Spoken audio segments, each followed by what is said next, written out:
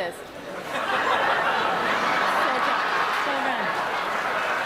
Oh, boy. Actually, she might need a medic. She might need a medic. I'm going to dance with you later.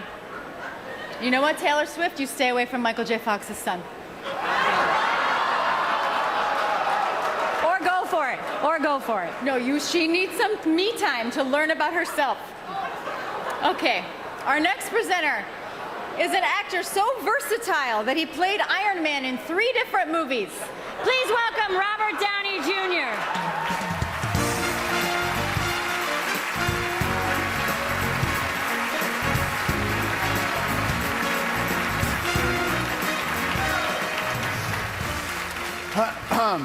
Ms. Foster, please know how much I love and respect you regardless of what may transpire in the next several minutes. The Cecil B. DeMille Award says every bit as much about the presenter as it does the recipient. And that's why I'm here for Jodie. As I reflected on her formative years, I was surprised and delighted at certain of the similarities.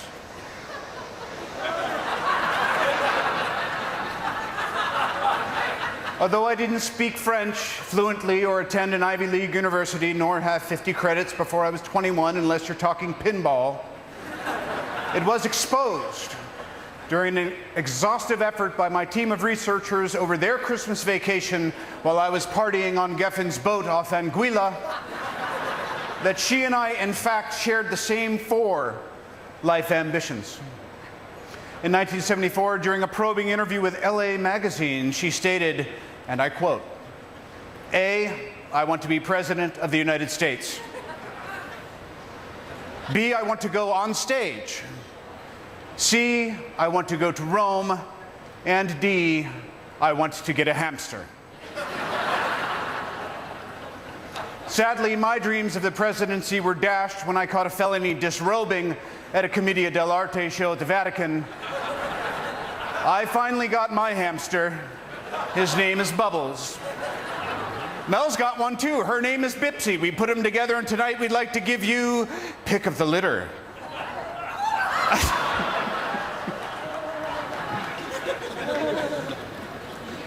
In an exemplary career spanning 5 decades, she has gone from being one of the youngest people to win an Oscar to one of our most admired directors.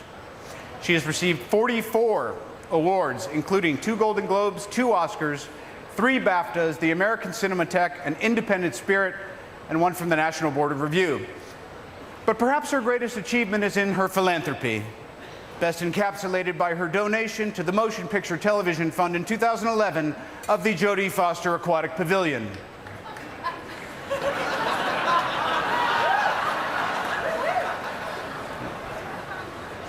Now, Jodie, sit back, relax. Feel free to brainstorm on the right thank you gift for me as we watch your exceptional life in cinema flash before our eyes.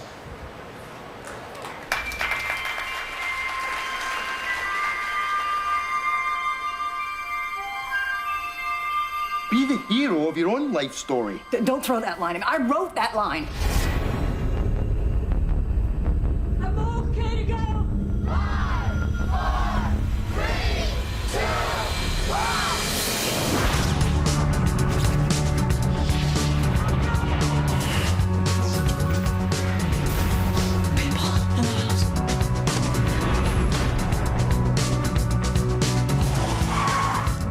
You can't live like this. Girls should live at home. Didn't you ever hear of women's lib? Gonna rag 'em, tag 'em, drag 'em down to the floor. Gonna rub 'em, cut 'em, till they beg for more. Girls like you. Full string, what a prize. Hi, why don't you give it a little tug? I know you're gonna be lucky. I'm in the game. Could you do it again? I hope not. It's enough, all of you. I always believed that fear belonged to other people, and then it touched me.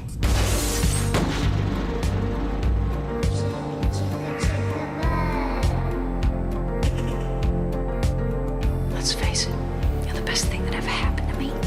Everybody needs a friend, and you've got me. Walter Black is resigning and putting me in charge. Into the house. Everyone. Before we're in the evening news. Who wants a leg? You spend more time putting yourself up than there is time in the day. Listen, honey, if I didn't look this good, you wouldn't give me the time of day. I'm some low-class bimbo, right? Will those bastards go to jail? I heard a strange noise. What was it? It was screaming.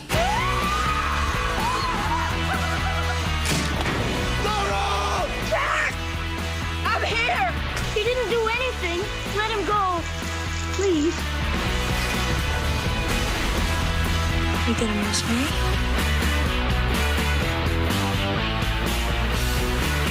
See you tomorrow.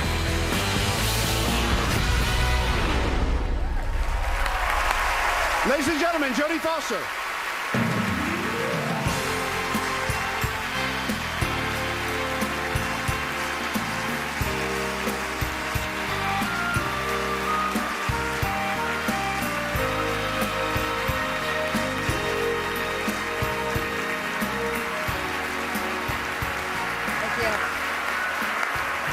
Well, for all of you SNL fans, I'm 50.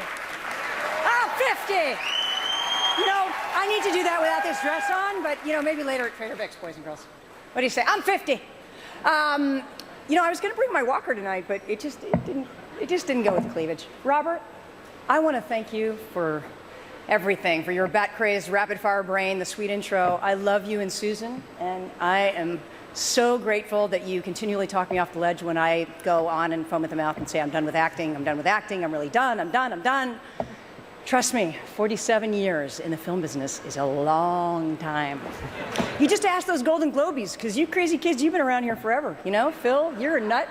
Aida, Scott, thank you for honoring me tonight, and it is the most fun party of the year, and tonight, I feel like the prom queen. Thank you.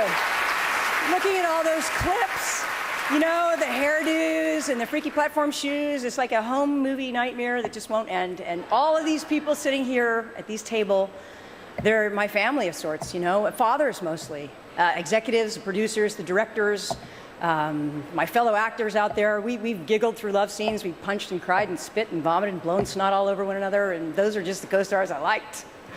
But, you know, more than anyone else, I share my most special memories with the members of the crew. Blood-shaking friendships, brothers and sisters. We made movies together, and you can't get more intimate than that. So while I'm here being all confessional, and I guess I just have a sudden urge to say something that I've never really been able to air in public. So declaration that I'm a little nervous about, but maybe not quite as nervous as my publicist right now, huh, Jennifer? But you know, I'm just gonna put it out there, right? Loud and proud, right? So I'm gonna need your support on this.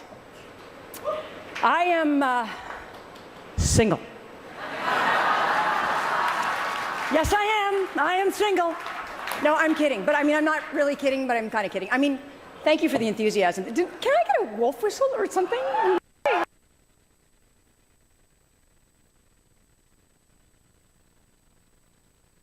Be a big coming out speech tonight, because I already did my coming out about 1,000 years ago, back in the Stone Age, in those very quaint days when a fragile young girl would open up to trusted friends and family, co-workers, and then gradually, proudly to everyone who knew her, to everyone she actually met. But now, apparently, I'm told that every celebrity is expected to honor the details of their private life with a press conference, a fragrance, and a primetime reality show. And, you know, you guys might be surprised, but I am not Honey Boo Boo Child. No, I'm sorry, that's just not me. It never was, and it never will be. But please don't cry, because my reality show would be so boring. I would have to make out with Marion Cotillard, or I'd have to spank Daniel Craig's bottom, you know, just to stay on the air. It's, you know, not bad work. You can get it, though. But seriously, if you had been a public figure from the time that you were a toddler, if you'd had to fight for a life that felt real and honest and normal against all odds, then maybe then you too might value privacy above all else. Privacy. Someday, in the future, people will look back and remember how beautiful it once was.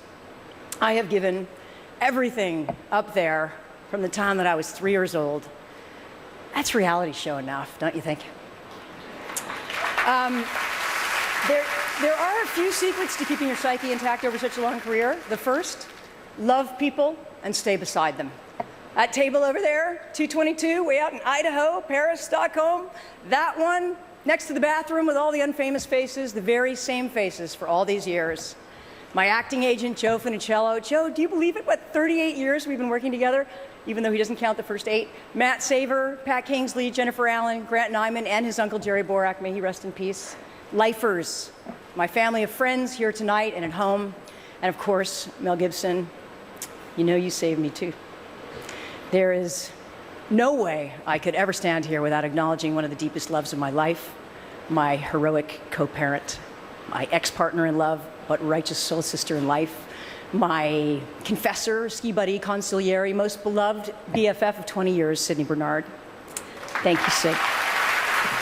I am so proud of our modern family, our amazing sons, Charlie and Kit, who are my reason to breathe and to evolve, my blood and soul. And boys, in case you didn't know it, this song, like all of this song is for you. This brings me to the greatest influence of my life, my amazing mother, Evelyn. Mom, I know you're inside those blue eyes somewhere, and that there are so many things that you won't understand tonight, but this is the only important one to take in. I love you, I love you, I love you. And I hope that if I say this 3 times, it will magically and perfectly enter into your soul, fill you with grace and the joy of knowing that you did good in this life. You're a great mom. Please take that with you when you're finally okay to go.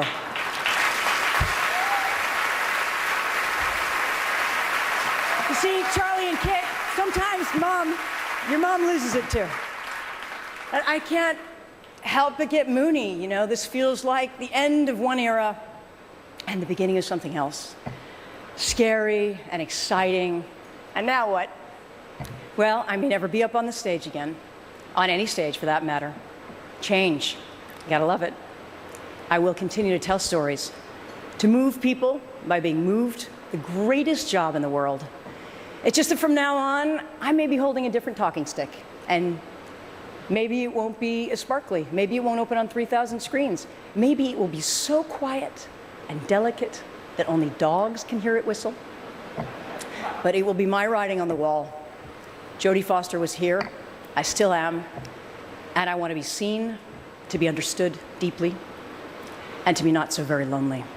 Thank you, all of you, for the company. Here's to the next 50 years.